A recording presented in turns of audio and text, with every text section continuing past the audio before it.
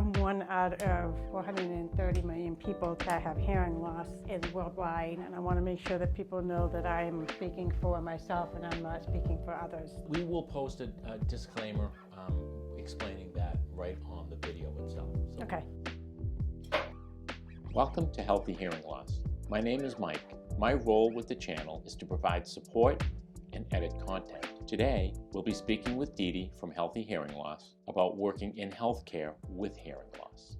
Welcome to the set, Dee Dee. Thank you for taking time out of your busy schedule to answer some questions for me and the viewers. My pleasure.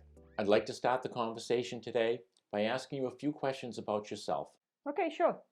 I've heard many terms for hearing loss. Is there one that you prefer? I was called hard of hearing most of my life by my parents, my audiologists, and my teachers. I was also called deaf by my classmates, but that was basically in a bullying way. I prefer to be called like from a person first language, meaning that if I introduce myself, I'll say my name is Dee Dee because that's my identity. And then I will say I have hearing loss. And that will just kind of reduce the kind of making me feel like I'm defective or disabled. So that's how I like to be labeled as somebody with hearing loss. What type of hearing loss do you have? Well, I have acquired neurosensory hearing loss, and I developed it between the ages of 2 and 4. And initially, I was diagnosed with hearing loss with unknown etiology. It wasn't until I was in my 30s that I was actually diagnosed with enlarged vestibular aqueduct, EVA. Do both ears have the same hearing loss?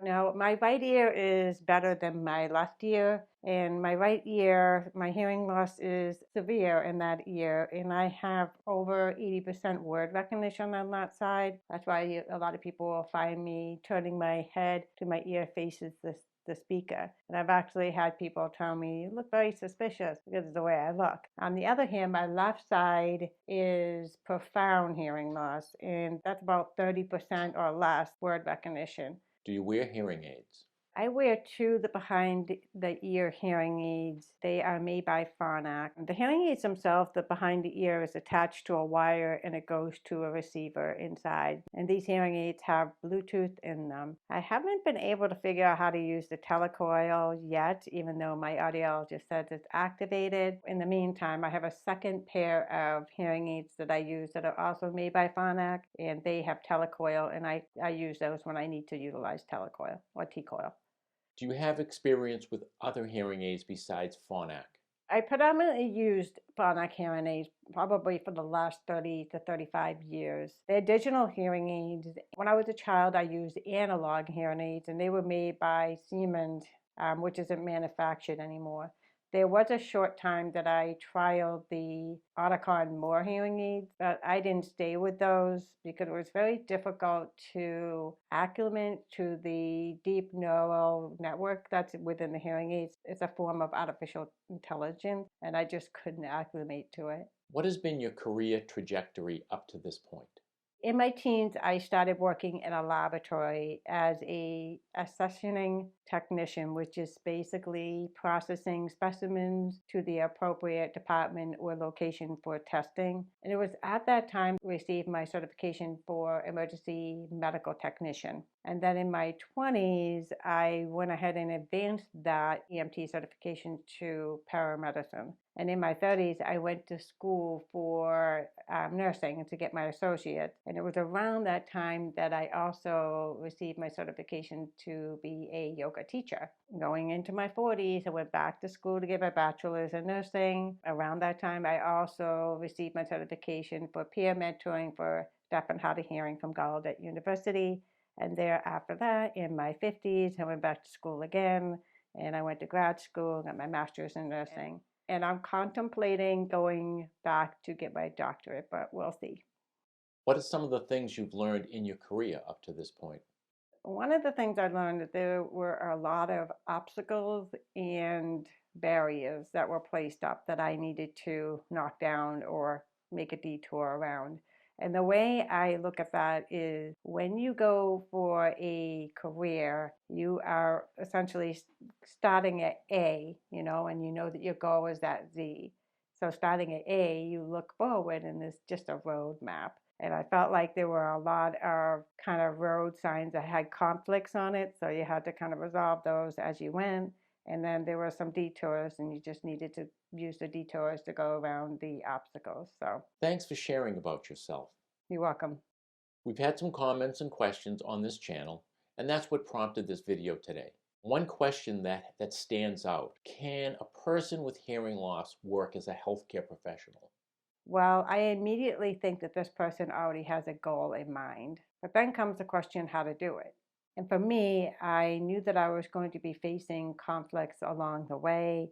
And there are actually two different conflicts. There's the internal and external. The internal is this sort of self-talk that you have, and it requires a way to reframe your thinking from negative to positive when it comes to dealing with that conflict. We all do it all the time. And then there's the external, where you have conflict with society around you. That external conflict is learning to not listen to the society that has historically fed the stigma against people with hearing loss, so which should be eradicated. But those are the things that we have to face when we are going through the journey to a career that we choose. Just being prepared for that and changing your dialogue, the internal dialogue, and also not accepting what society has to say to you, like a deaf person can't be a doctor or a medical assistant or an EMT. That's wrong. That is so wrong. So to follow up with that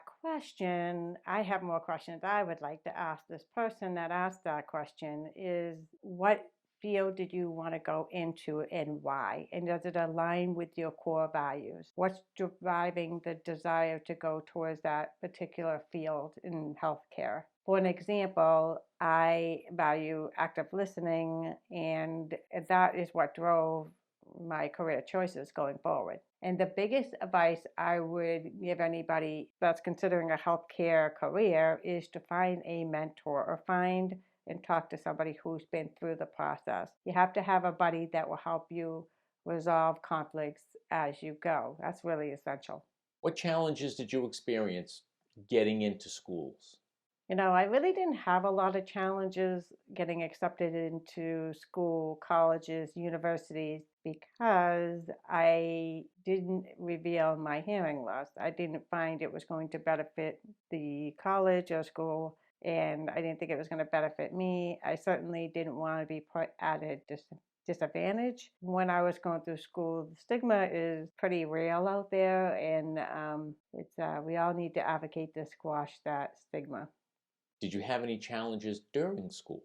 Requesting academic accommodation was sort of my internal conflict, maybe a little bit of an external conflict, because I was brought up to not talk about my hearing loss. I was told to actually act and be like a hearing person. And it wasn't until I was in grad school that I decided it was time to talk about accommodation. And because I felt the need to pave the pathway for others with hearing loss. At the beginning, I had to delve into the self-discovery and self-acceptance before I could move forward with that. And once I gained that confidence, I learned the importance of documentation. I requested a letter from my audiologist explaining my abilities, not my disabilities, my abilities. And I also contacted the disability department of the school, requested a meeting with the director to discuss my needs in the program. So basically, I had the administrative support. The challenges came when I faced the faculty members in my didactic and clinical education. Some of the accommodations were granted and some of them were not. I had put a lot of extra work and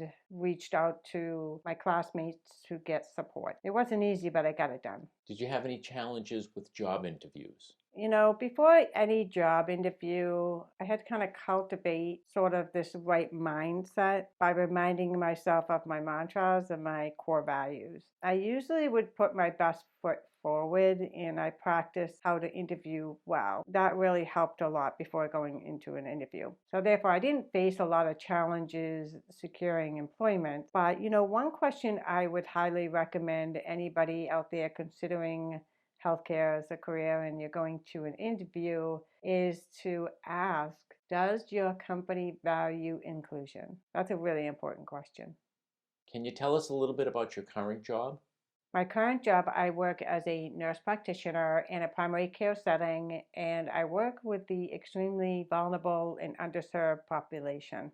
How do your manager and your coworkers feel about your hearing loss? That's a very interesting question. Before I answer that question, there's a couple articles I just read, and I think it's important to share this. In 2019, Duran Dorfman had an article, and basically it was a survey that states that about 60% of Americans with disability feel that others are that have questioned their disability, basically think that they're faking.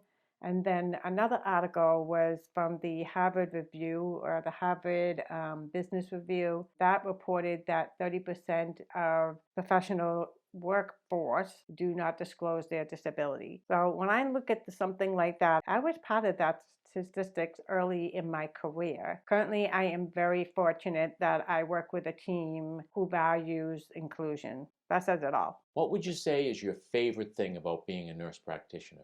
Yeah, my favorite thing about working as a nurse practitioner is that I am able to practice and exercise active listening. That is very much needed in my current role, especially where I work with the vulnerable population. And I like the sense of purpose with my job, and it's not a title. Like, I don't attach myself to a title, and that keeps my ego in check. I want people to see me as Dee Dee who enjoys her job because it's attached to core values of purpose, a good purpose, and ultimately that improves my job performance. And as I speak of that, I am reminded of the alphabet of the heart, which was coined by Dr. James Doty. He wrote the book Into the Magic Shop, which I think is fantastic. It's a great read, and it's also on Amazon Audible. Check it out. Do you use a stethoscope? Yes, I have 3 different stethoscopes I use. The first one is the Littman Core, the second one is Echo Duo, and then the last one is the ThinkLab 1. And stethoscopes kind of have become my specialty, but I do want to point out that the stethoscope is a very small but important part of a healthcare worker's position or job. And I'll share a article from Claire Redstone, and she basically says that and says don't sweat it. For those who are considering to buy stethoscopes, I like to share the comparison chart that's on the Associations of Medical Professionals with Hearing Loss, and I usually share it with my subscribers on the channel, and people can also watch videos on my channel as well about each stethoscope. Do you use assistive listening devices? Well, a stethoscope is basically an assistive listening device with hearing aids, of course. But to use my hearing aid with telecoil or T-coil, as I mentioned earlier, I need to use a streamer with it so I can connect to the ThinkLab stethoscope. I also have a Roger Select, which is a microphone. It has several microphones that was intended for conferences and large meetings, but I haven't really used that because we're doing online webinars and conferences and Zoom meetings. But I do foresee that will be coming back in person because, the coronavirus pandemic is fading away. If you could sum up your career success, what would you say?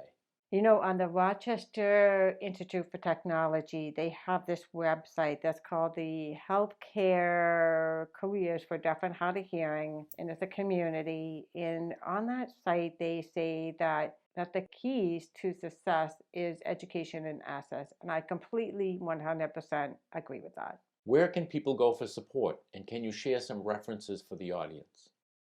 I highly recommend joining and going to conferences for, say, the first one I would recommend is Hearing Loss Association of America, as well as the Associations of Medical Professionals with Hearing Loss. These are opportunities to meet people in person and like-minded people, learn about the latest technology, learn about advocacy, and so forth. And it's really kind of nice to be in a room full of people who understand you. So I highly recommend joining any of those associations and going to the conferences and live. And as far as references, I will give you a PDF and you can place it down in the description below.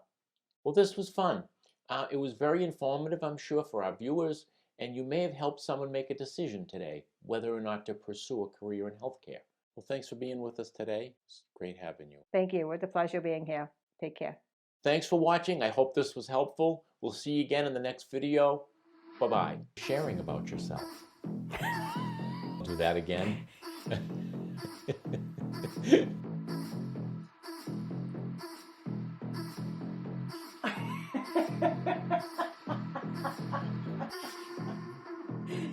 Oh.